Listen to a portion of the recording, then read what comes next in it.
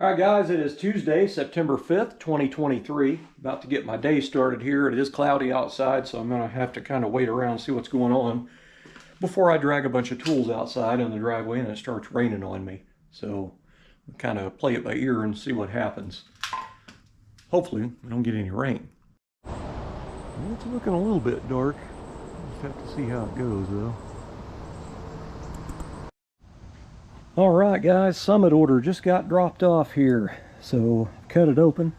I'm going to show you guys what's inside. A lot of the stuff is for Steve's car. I did get a few things from my wife's 55 four-door as well.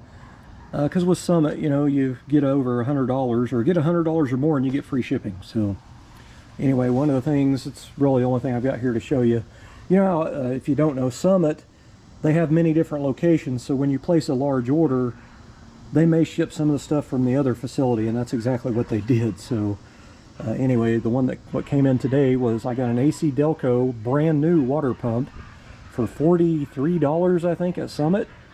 For a Murray at my local O'Reilly's, I think it's about the same price, if not $1 or $2 more. So I got an actual AC Delco one. So I think that's pretty cool, because my wife, I don't have a water pump for her. Now that is a long water pump, so you know, like Steve's car is a short water pump, and a lot of guys that build Tri-5s, they use short water pumps. I'm a long water pump guy. But anyway, I got some stuff here for Steve's car, and I actually had to do a lot of research online, and I found this, and I thought this might come in handy for some of you other Tri-5 guys. Now this is going to be a stock length U-bolt. Well, these are a hair longer, but this is for like a stock setup on a Tri-5 Chevy. So Steve's U-bolts, these are the originals. Now these were on his car when the car was new, so they have been installed. And you got to think about a U-bolt, you know, it's going to stretch. Every time it's torqued down, it's going to be stretching. And then you take it apart, and then you put it back together, it's going to stretch. And you take it apart, and you put it back together, it's going to stretch. I took the rear end out of Steve's car, I put in a 10 bolt, and now we've taken it back apart to change frames, and I've got to relocate the spring perches on the rear axle. So these U-bolts will have been reused 3 times. Now some people might not think that's a big deal, but for me, I feel that this thing needs to be replaced. These U-bolts, they've done their job, they're decades old, they need to be switched out. There's a couple of them that's pretty roughed up from being taken on and off. You know, the threads are kind of scuffed on the side, you know. So anyway, I looked around, and what I found out was kind of shocking. For like at a Tri-5 specific online store for Tri-5 Chevy parts, stock replacement U-bolts, I want to say it was like $57 or something was what them U-bolts were selling for a set. So I got on Summit's website and I did it by size and everything, and I actually found these, and they don't say that these fit a Tri-5 Chevy. These were $35 with the long nuts and washers. And they're gold cad. How cool is that? These are Calvert Racing. They're 3" by 7" half-inch grade, or half-inch grade 5s. But these are just a hair longer, which is not going to hurt anything. It's going to be just fine.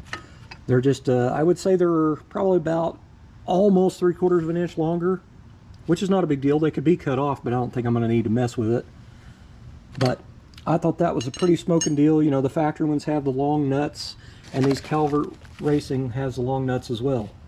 But I thought that was a smoking deal for a brand new set. $35 with washers and nuts versus $57. And if I had bought them at a Tri-5 supplier, I'd have to pay shipping.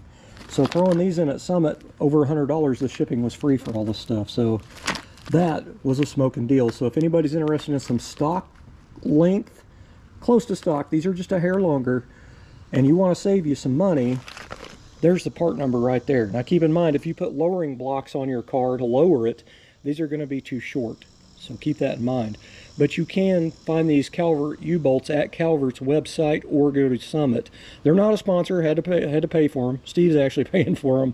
But anyway, that's a part number if you need it for a stock replacement. That's just a hair longer. You won't have to worry about it.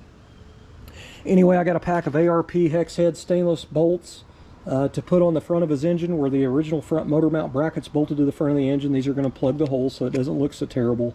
And then it's a 5-pack, so it'll come with one extra, and I'm going to put it up there on the intake. There's an open spot in his intake that doesn't have anything in it, so these are just going to be to plug holes. But I got the 2 rubber bump stops that go on the top of the frame underneath the upper control arm. So I bought both of these. These are Danchuck parts, but I got them from Summit. I also, this is another thing that I didn't want to do again. So these are the front eye bolts for your leaf springs to bolt them to your frame on the front. So the factory has a lock nut that is actually the one that has cuts in it. The nuts do not lock anymore. I can run his factory nuts all the way down and back up by hand. So I bought new ones from Summit. These are Danchuck. And anyway, I went ahead and bought them. That way it's all new bolts and new lock nuts. So I don't have to worry about a nut backing off of there and his leaf spring falling out. You know what I mean? So now I got 2 new eye bolts for that. That's just stuff that, to me, as many times that stuff's been apart, it's time to replace it. It's just me. I'm the one doing the work. I feel more comfortable at that. He's going to have grandbabies riding in that car. So, not driving, riding, sorry. So anyway, that makes me feel better. I also got a 2-pack. This is All-Star Performance. These are the aluminum line clamps.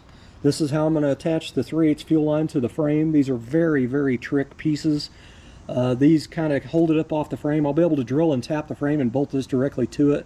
They have stainless steel bolts in them, but these will look really, really neat on that frame holding the fuel line to it. And I also got the matching brake lines, but this is the Summit ones, who are probably made by All-Star. I don't know that for sure, but they look identical. It's the same style of clamp, and these are 3/16, and I got 3 packs of those, and this is for the brake lines from the front to the back.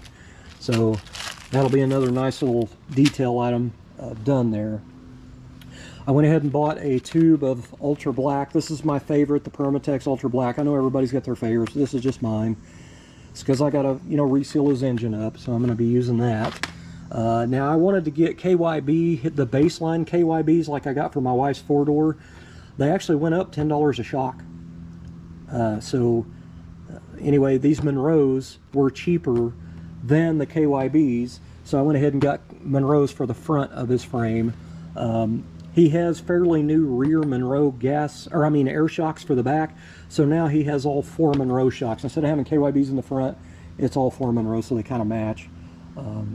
It's just a better way to go, but these were cheaper than the KYBs anyway, so saved him a little money doing that, and then his shocks ended up matching, so I think that's kind of neat, especially for an OCD guy like me. But anyway, guys, just a few more parts to put on. Alright guys, I decided to just go ahead and buy the proper set of engine mounts. So I ordered them from Woody's, and they actually have a CPP part number. So they'll be, no telling when they'll come in. Hopefully by the end of the week. I'd cut the top off of these because these ended up being 3/4 forward mounts. And this needs to be in stock location so we don't get the drive shaft, have to have a new one made. But anyway, my idea was to cut the top off of it, relocate it, re-weld it. It's just not going to work. The lower bracket's too far away from the frame. Like when I put it up in here, right about there I got enough meat to put the bolts in, drill holes and put bolts in. I could weld that up there, but that's how far away the mount is from the frame rail, so that's just not going to work. So instead of me spending, several hours trying to get this all rebuilt, modified, and customized, I just got another set of mounts. Getting ready to build some gussets. I've got some pretty heavy plate pieces here. So I'm going to basically get it up in there and then trace it out and then cut it out. And then I'm going to 45 grind the inside edge of this, and then 45 grind this piece, and I'm going to put the piece I cut out up in there where it's flush on the sides, and then I'm going to weld it. So that'll be a nice little gusset for that to keep this from bending downward with the weight of the transmission and engine on it. So just scrap pieces I had laying around here, so Steve won't have to pay for any, piece of wide strap or something that I'd have to go buy at Tractor Supply or Atwoods or something. Just use what I got. Alright, I didn't want to mix these 2 brackets up from left to right, so I got my stamp kit out, and I stamped an R right there. I went ahead and stamped an L in that one. I still got to clean the paint off of this one, and then I got to go in and 45 degree the edges. So I've got this one 45, and I've got the pieces 45, so that'll pretty much go like that. And I'm going to put a magnet across, stretch it across at an angle like that so it holds this up there flat.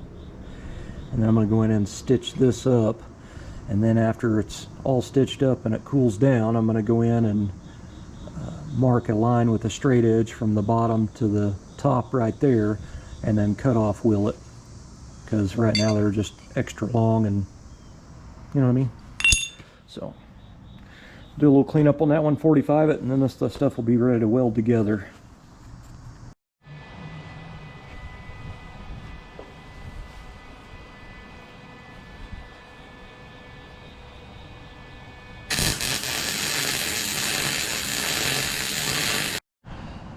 Alright guys, I got the transmission mounts gusseted. I got them bolted back on, and now it's ready to be welded to the chassis, but I am just about out of MIG gas. I started getting porosity in my welds real bad, so I think I'm just pretty much out of gas, or getting to that point. So I'm going to have to take the bottle down and get it refilled in the morning, but pretty happy with them. I gusseted them so they got, you know, sides on them. So I fully welded it up, and then I ground the outside, but I did put some weld on the inside, and I did not grind that.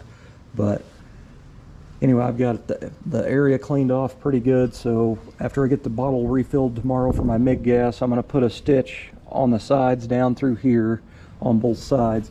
That way they're bolted and welded, and that should be pretty stable, you know what I mean. But they turned out nice. I feel more confident about those now. Just having a piece of angle iron, it just, over time, I'm afraid it's going to start sagging, and you know, once that cross member starts sagging down from just the angle iron giving, it's going to change the degree of angle on your tail shaft, and you're going to have a vibration. So that ain't going anywhere. That's on there, you know what I mean. So I am happy with that. Both sides are gusseted. They turned out fantastic. So good to go. Now, in case you don't know, because going into this deal, originally these cars had a front mount, and they had, I don't even know what you would classify these at. They were transmission mounts, but they just come off to here and went to the bell housing right here. So they just kind of bolted up right in here. So you had all your transmission kind of hanging out here in the wind off of that mount up there, and it was pretty common for the mounts to break. So anyway, I like to change out my Tri-5 Chevys to a side engine mount kit if you have the bosses on the side of your block. And I like to put a rear crossmember kit in. Now, somebody had already put a rear crossmember in it, but it was not done very well, and it definitely had the degrees wrong. So I ended up redoing all this on this new chassis, and now it's 3 degrees down with the carb pad 0. So this thing should not have any vibration in it. It should drive really smooth, especially with all the brand new suspension. This thing should drive and ride fantastic, man. But I'm pretty happy, other than in the morning I get to go down to the welding shop. It's on the other side of town, so it kind of sucks, and then I have to wait for them to refill it and stuff. And sometimes when I go down there, there's several people waiting in line, and it takes a while, but hopefully tomorrow's an exception, but who knows. So I'm going to go ahead and clean up a mess. I am done for the night. I got to get this all yanked back out of here and put back in the garage. Thanks for watching.